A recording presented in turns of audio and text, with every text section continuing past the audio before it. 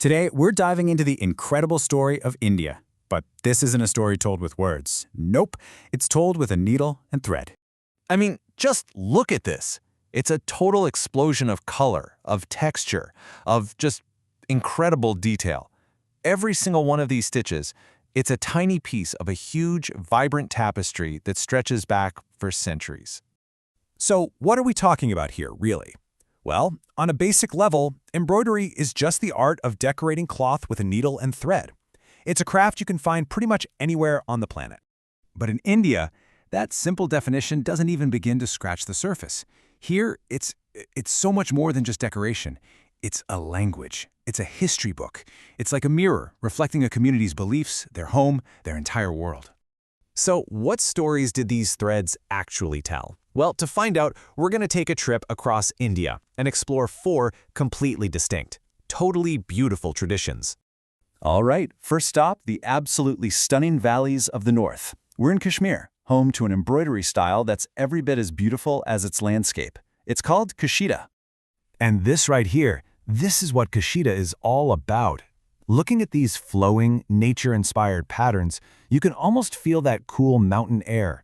You can almost see the famous gardens of Srinagar.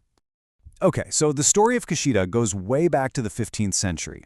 And as you can probably guess, its designs come straight from the world around it. We're talking kingfishers, lotuses, maple leaves. But here's a unique fact for you. It's a commercial craft that was traditionally done by men. The technique is also pretty cool. They often use just a single thread, which gives the whole design this really smooth, almost painted look. All right, let's head south now, to the plains of Uttar Pradesh and the city of Lucknow. We're about to see a style that's, well, it's pretty much the complete opposite of what we just saw. Get ready for the subtle, elegant art of chikankari. Okay, lean in and take a close look at this. See that texture? It's so light, so delicate. It has this almost ghostly, ethereal quality to it. This is the signature of chikankari. It's a craft that whispers, it doesn't shout. So how do they get that effect? Well, the technique is seriously clever. It's called shadow work. See, the stitches, like the herringbone stitch, are actually done on the back of the fabric. This creates this faint shadow that you can see from the front, giving it that unique, subtle outline. It's just perfect for its typical motifs of jasmine and rose.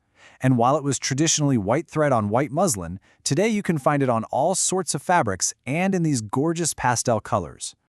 Okay, time to head east to Bengal. Here, we find a tradition that wasn't born from royal courts, but from practicality, resourcefulness, and a really deep sense of personal meaning. This is kantha. And wow, this piece is just buzzing with life, right? Unlike the super refined patterns we've seen so far, kantha is often pictorial. It tells these vivid stories using motifs like the sun, the moon, animals, and the tree of life. It's like a storybook on fabric. The story behind kantha is what makes it so special. The word itself, it literally means rags. It all started with rural women who would layer their old, worn-out saris and stitch them together to make things like quilts. I mean, talk about the ultimate form of recycling. And get this, the colorful threads they used for the embroidery were often pulled right from the borders of those old saris. Absolutely nothing went to waste. Okay, for our last stop on this journey, we're heading to the vibrant fields of Punjab in the northwest. This is the home of an embroidery that is just pure joy and celebration. It's called phulkari. You know, if kantha is a story, then phulkari is a festival. The colors are absolutely electric. The patterns are bold and geometric. This is an art form that just radiates pure, unadulterated happiness. And the name pretty much says it all. Phul means flower, and kari means work. So you've got flower craft. The whole idea is to take a simple, kind of dull base cloth, usually a hand-spun cotton called khadi, and just completely cover it in these bright geometric patterns.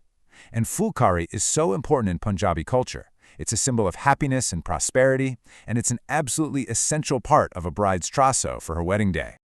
So there you have it, 4 incredible traditions, each with its own unique story. But that brings up a big question, right? Where does a handmade art like this fit into our super fast-paced modern world? Well, the answer might actually surprise you. These crafts aren't just surviving, they are thriving. In fact, they're now seen as the absolute pinnacle of luxury craftsmanship. And we're not talking about a small cottage industry anymore. We're talking about major firms based in Mumbai that are working directly with the biggest names in fashion, period. We've got houses like Gucci, Dior, and Versace actively seeking out these Indian artisans to create their high-fashion haute couture pieces. This has just completely elevated the craft, taking it from a regional tradition to a global symbol of luxury. And this right here is the perfect way to see it. It's tradition meeting the present, side by side. On the one hand, you have a historical piece telling an ancient mythological story. And right next to it, you have a totally modern fashion statement. The techniques might be ancient, but the spirit? It's alive, it's well, and it's always evolving. When you think about it, it's just incredible. It's a craft that takes simple threads and turns them into living tradition. It turns a plain piece of fabric into a page of folklore. It's a real physical connection to a story. So, that leaves us with one final thought to chew on. In our world of fast fashion, of clothes that we wear a few times and then throw away, what is the real value of an object that can take months or even years to create? What's the value of a story that's been stitched so patiently by hand?